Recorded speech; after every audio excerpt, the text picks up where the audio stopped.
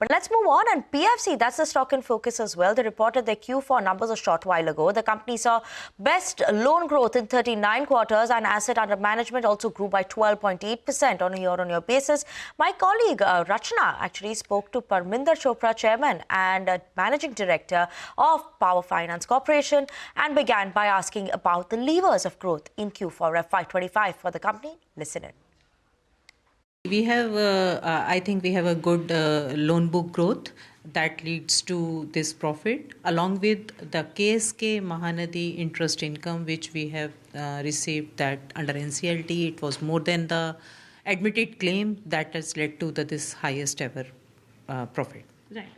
Ma'am, if we were to speak about the interest rate environment that we're in, we're seeing a decline in interest rates. The environment is such that where do you see asset yields going forward to?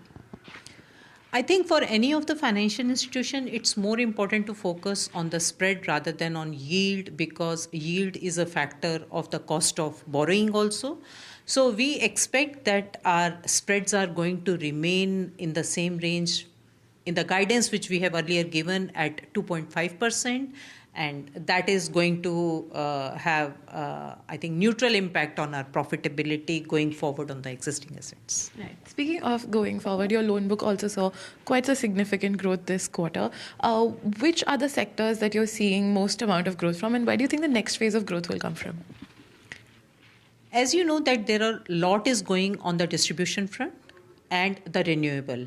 And these are the two segments from where we are driving our growth also. 55% of our disbursement happens in the distribution sector, and around 17% has happened in the renewable. So this constitutes the major part of disbursements. And accordingly, our loan book, even for the renewable, we have had now the highest ever disbursements of 30,000 crore in a year, and the loan book stands at around 80,000 crore as on 31st of March 2025. Right. Like you said, the renewable loan growth saw a remarkable milestone at about 80,000 crore, showing a 35% YOY growth.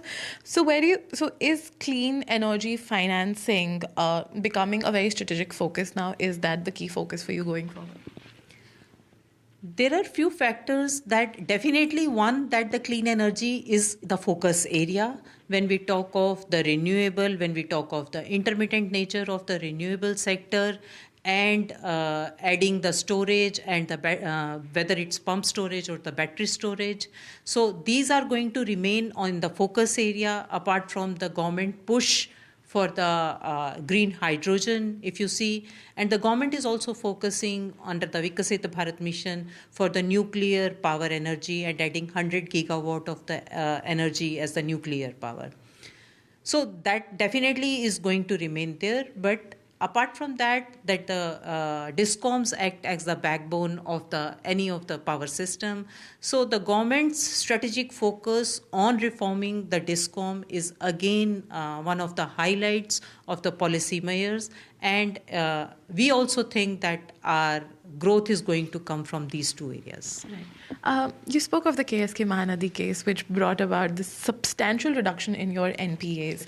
When we talk about going forward from here, where do you see the NPAs would go forward? Also, if you could take us to the successful resolution of KSK Mahanadi. I think it's already in the news a lot that KSK Mahanadi, all the lenders have got more than the claim admitted. For PFC, our exposure has been to the tune of 3,300 crore. And apart from getting the 100% principal, we have also got approximately 1,200 crore for the interest. So we have already provisioned around 55% against the principal amount, which this quarter Q4 has seen the reversals for the KSK Mahanadi. So that is the one part, and as a result, our net NPA ratio has drastically reduced from 0.85 to 0.39%.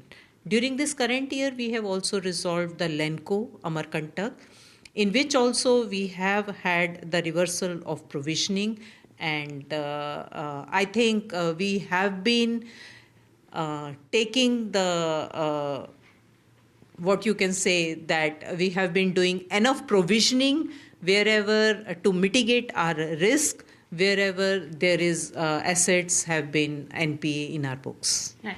There's also a growing discussion within the government and outside, even in the industry, about thermal as the next phase of growth. Do you see an uptick coming in the next quarter, in the next year, in the disbursements towards thermal? Yeah, I was talking earlier. So one was the clean energy, the other was the energy security.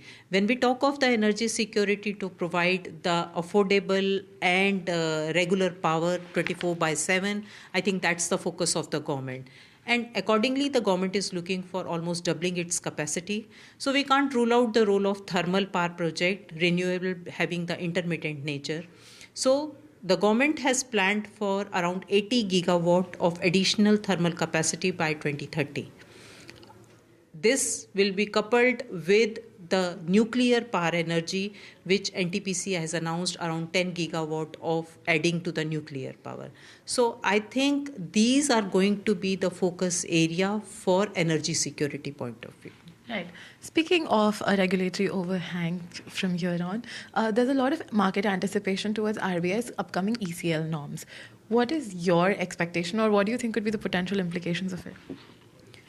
See, NBFCs have been following ECL. I think now we have stabilized our processes, but definitely we are open to the regulatory guidelines if how they are perceiving that to be implemented, especially by the banks, because the banks are still following the IGAP norms as far as the provisioning is concerned, and hence the RBI prudential norms, they are doing their provisioning. So it could be a big change for the banks going forward, but NBFCs, especially the bigger NBFCs, have matured on following the ECL norms. But let's see that how that these regulatory guidelines come up. So no major changes expected. We are, if you talk of our non-performing asset, we are already 80% provision has been created through the ECL model. So we don't see any major hits on that, but we are still like to watch out for the RBI detailed guidelines. Okay, that was the management of PFC. As of now, the stock is managing to hold on to 2% gains. But